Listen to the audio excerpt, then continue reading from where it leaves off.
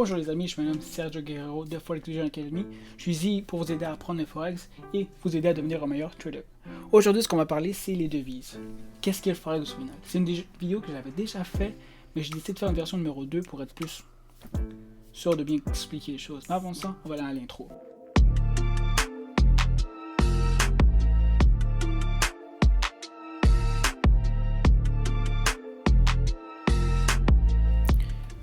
Qu'est-ce qu'est le Forex pour commencer? Le Forex, c'est aussi simple que ce qu'on voit ici, c'est ça. C'est de l'argent.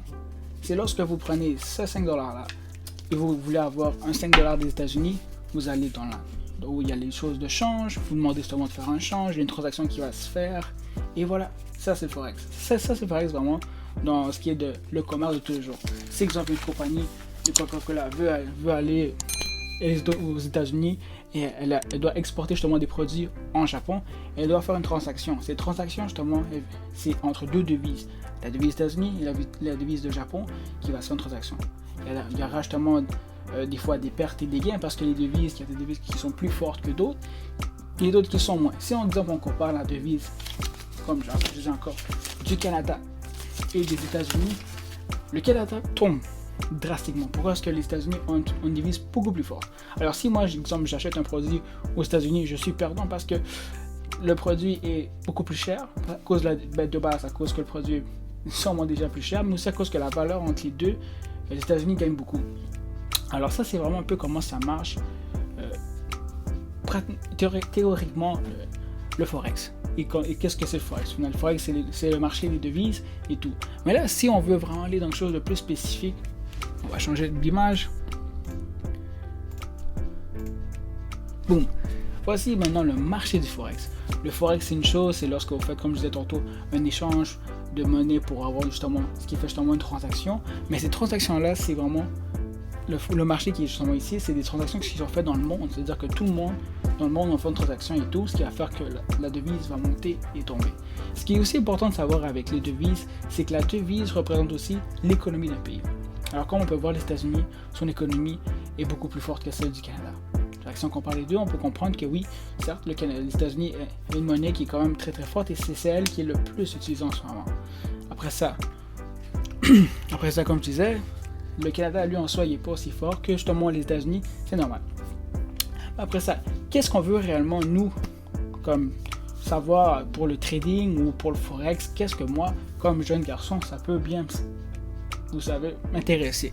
Ce qui est intéressant avec le Forex, justement, c'est qu'il y a une opportunité justement d'aller faire de l'argent parce que c'est d'acheter et de vendre lorsque le marché tombe et descend. Alors, comme si je donne un exemple, le marché est en train de monter, vous voyez justement qu'il est rendu ici, à peu près ici, et vous voyez qu'il y a une opportunité de faire un sell, c'est-à-dire qu'il vient de faire une vente. Vous voyez que le marché va peut-être tomber, vous rentrez ici, le marché tombe, vous fermez justement là et vous faites un gain de 20$. Ce qui est intéressant avec ça, c'est que vous pouvez fermer et ouvrir la transaction comme vous le voulez. Si par exemple comme la bourse qui demande un gros capital, un capital entre 5 et 10 000, le Forex, vous pouvez commencer entre 50$, 100$, même des fois 20$, 500$, 1000$. C'est vous qui décidez, alors vous êtes très très flexible avec ça. L'horaire est encore très flexible.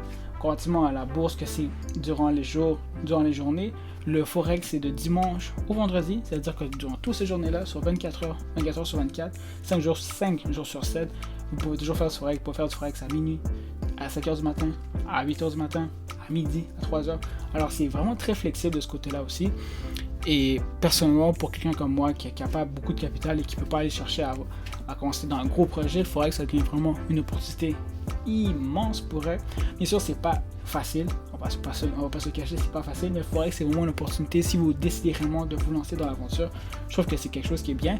Vous avez simplement besoin d'avoir un ordinateur, Wi-Fi, un capital pour investir, c'est fini. Vous n'avez pas besoin d'avoir de clients, vous n'avez pas besoin d'avoir un commerce parce que tout se fait sur Internet.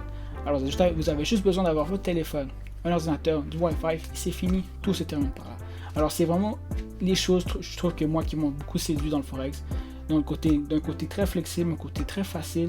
Je n'ai pas besoin d'avoir des clients. Si je fais 300$, c'est parce que j'ai fait 300$ avec mon capital, parce que j'ai fait un gain, j'ai fait de l'argent, j'ai fait un profit, et non parce que j'ai vendu 40 chandails. Je dis pas que vendre des chandails c'est pas bien, mais personnellement moi j'étais plus attiré par rapport au Forex, à l'investissement. J'étais au début très sceptique de toujours être devant mon écran. C'est pas vrai. Beaucoup de gens pensent que le Forex c'est d'être toujours assis devant l'écran 24h sur 24. C'est faux. Moi, Je me lève, on va dire, vers 6h du matin. Je passe, on va dire, de 6h jusqu'à, on va dire, 9 à 10h, ce qui veut dire à peu près 4 heures devant l'écran, même moins, pas besoin d'être tout le temps devant. Et après ça, je m'en vais. Je fais mes transactions, boum, boum, boum, c'est fini. S'il faut qu'il vous reste de 8h du matin jusqu'à 10h du soir. Personnellement, si vous faites ça, c'est que vous êtes trop, comment dire, émotionnellement accroché à votre argent et trop impliqué dans le Forex. Vous devez apprendre à relâcher les choses. Alors, c'est vraiment, comme je disais, très le fun parce que vous avez ce côté flexible d'horaire, capital et tout. Et c'est une opportunité pour vous de vous lancer.